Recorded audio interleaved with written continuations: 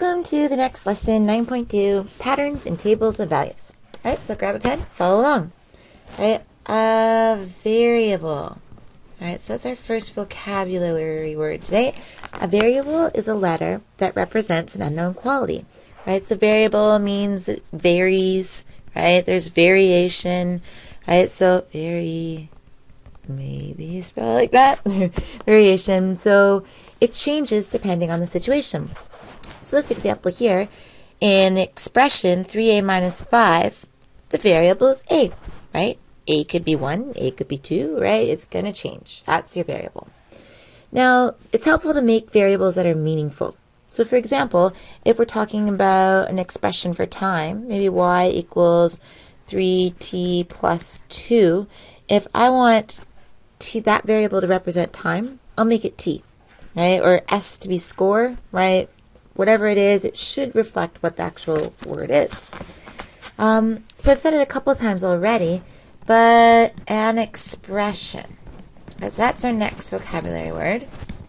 An expression is a single number, right? So an expression could be 3, right? Or a variable like x, or a combination of, right? So 3 plus x. That has, whoops, that says 3 times. 3 plus x, right? That involves numbers and variables. The big thing here is an expression does not have an equal sign. Right? This guy right here is an equation. It has an equal sign. That's the difference, right? Equation, equal, makes sense. So there's some examples of expressions here. Now, the most of our lesson today has to do with different ways to represent a linear relation. And we've kind of touched on a bunch of these in your video last day, but there are 5 big ways to represent a linear relation. One of them is a table of values. So you can see here that the x goes along the top, or if it were a vertical one would be on the left, and there's your y. So table of values is done. The second one is in words. So if we were describing this relationship here, we could say that for every 100 grams, it costs 200 cents. Right? So something for every 100 grams, right, it costs 200 cents.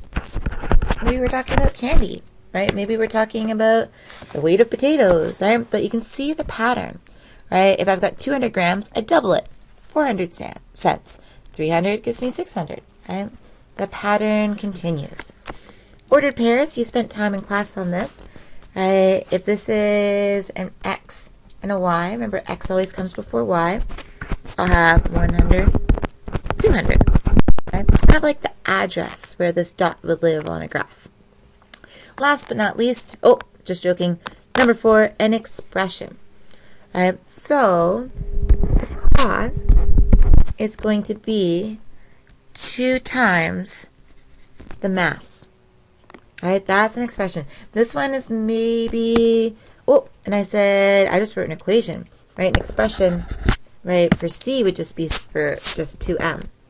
Right, so we can say expression for is 2 times m. And sometimes that's the hardest to come up with. Right, so 2 times the mass. Remember that if the letter and the number are side by side, you multiply. Last but not least, a graph. So I'm just going to pause it here and do the graph. Why don't you take a second and do it as well?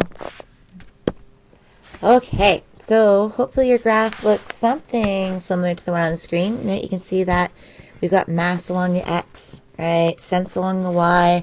We have equal increments, right? So I'm going up every 7 blocks is 100.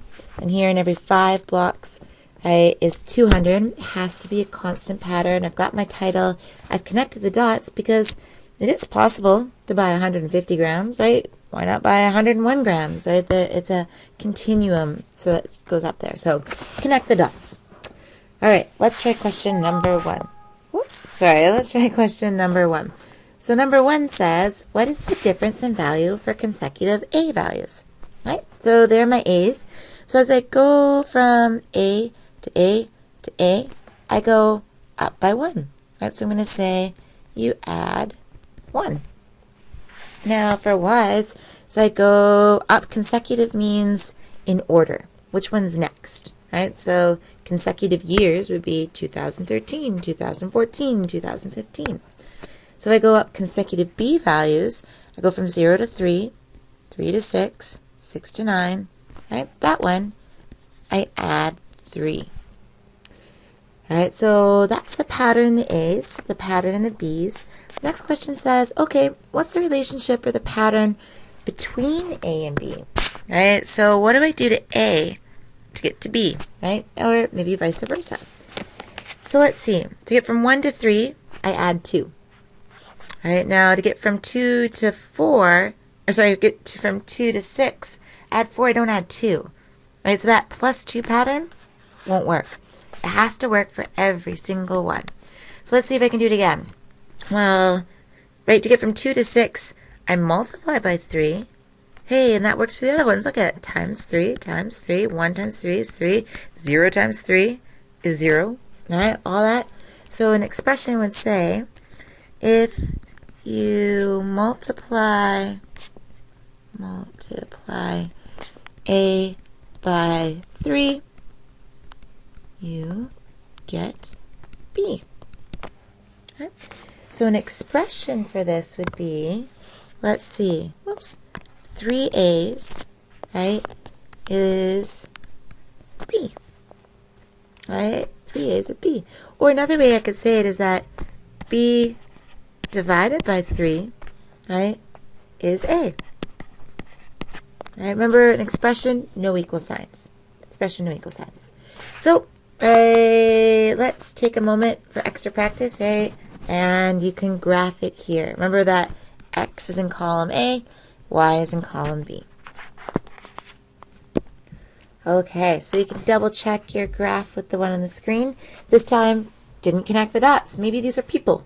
I don't know, right? You can't have half a person. So, individual dots for individual numbers. Okay, why don't you turn the page over. Question 2 is going to be your homework. All right, so you can check the answer key on the next dates page on the website. And let's look at number 3. Let's try number 3. All right, so question number 3 says, Photo World charges $3 for the first enlargement. Oops, that should say and $2 for each additional enlargement. Okay, so, right, you've got your pictures, you want to make them nice and pretty, frame them for Christmas. Let's figure out what we need to do. It says make a table of values showing the cost in relation to the number of enlargements for 1 to 5 enlargements. Okay, so here's my table of values. Maybe I'll make it like this, just so that it fits a bit better. So one enlargement, let's see, it says first enlargement's $3. Okay. So I'm going to make this the number, right, of photos, and this one's going to be the cost. All right, second enlargement, it says for each additional enlargement, add $2. So it's $30 for the first one, add 2, 3 plus 2 is 5. All right, so next one, add 2 is 7, 9, and 11. Okay, there's my table of values. Is this relationship linear? Why? Good question. So, one way, remember that linear means right? If it graphs to be a nice straight line, it's good. I'll show you a quick and easy way, though. If the pattern between the y's is the same, it looks like it is, right? Plus 2, plus 2, plus 2.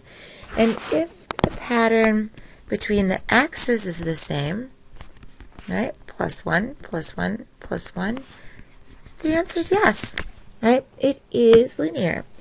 You can say the y would be because the patterns in the variables are constant. Pretty cool, right? But you can always graph if you want to double check. This one, what is this? An expression for the cost in relation to the number of enlargements. Okay, so the cost. Right, and sometimes for me it's easier to go cost equals, and then this is an expression. I'll erase the C later. the cost equals, right, the number of photos. So I'm going to be like n equals number of photos. Okay, so number of photos times 2, right? Because you're always like, does that work? Let's see. 8 times 2, 4 times 2 is 8. 6 times 2, 3 times 2 is 6. Hey, that works, right? So if I take that number x, multiply it by 2, right, that's 8, 6, 4. All I need to do is then add 1, right? 1 times 2, right, is 1. So an expression for cost in relation to number is 2n plus 1. So rather than going through this whole chart to figure out how much 15 enlargements would be, I can use this expression. So if I want to know if n equals 15, right, that's the number of photos, rather than writing n, I'm just going to write 15. 2 times 15 plus 1. So 2 times 15 is 30, plus 1, 31. So it would cost $31 for 15 photos. All right, pretty cool. So write down any questions, circle things that you want to ask in class next day. Question number 2, right? Why don't you try that on your own? Looking for patterns, right? In the for the first variable in each table. So looking for the patterns in the m and the x. Right? What's the difference in consecutive values? Right? This one says what's the pattern in y and n? So this is x and m, y and n. Graph it. Is it linear? And then how does your answer in part A compare to your answer in part B? All right. Good luck, and we'll see you in class.